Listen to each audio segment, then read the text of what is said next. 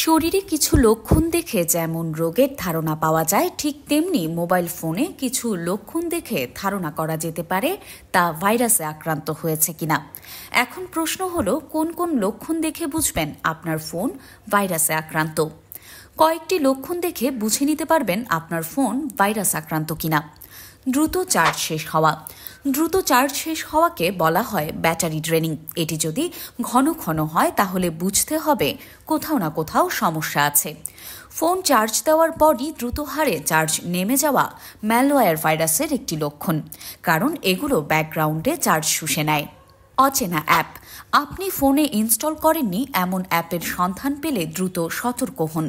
অনেক সময় ফোনের ফাইল ম্যানেজারে গিয়ে এপিকে ফাইল হিসেবে সেভ হয়ে যায় এইসব অ্যাপ। এগুলো ধীরে ধীরে সমস্ত ব্যক্তিগত তথ্য লোপাট করতে শুরু করে।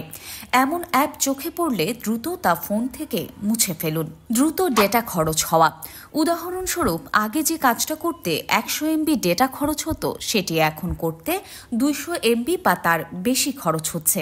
তাহলে বুঝে নিতে হবে কিছু না কিছু অসাধু কার্যকলাপ চলছে ফোনে। কারণ এই ধরনের ম্যালওয়্যার ভাইরাস ব্যাটারির পাশাপাশি দ্রুত হারে মোবাইল ডেটা খরচ করে। ফোনের সেটিং বদলে যাওয়া। অনেক সময় স্মার্টফোনের সেটিং আপনা আপনি বদলে যায়। আসলে ফোনের গুরুত্বপূর্ণ তথ্য লোপাট করার উদ্দেশ্যে সেটিংস বদলে ফেলে হ্যাকাররা। এমন কিছু চোখে পড়লে তড়িঘড়ি সাবধান হন। পাশাপাশি ফোন যদি ওভারহিটিং হয় তাহলেও সতর্ক হতে হবে। অপ্রয়োজনীয় পারমিশন।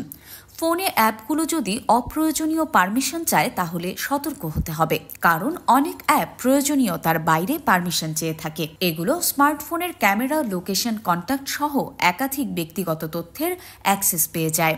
ফোন স্লো হয়ে যাওয়া।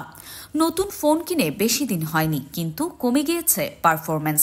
বেশি সাইজের হাই পারফরম্যান্স অ্যাপ ডাউনলোড না করেও যদি ফোনের গতি কমে যায় তাহলে বুঝতে হবে ম্যালওয়্যার ভাইরাস ঢুকেছে আপনার স্মার্টফোনে।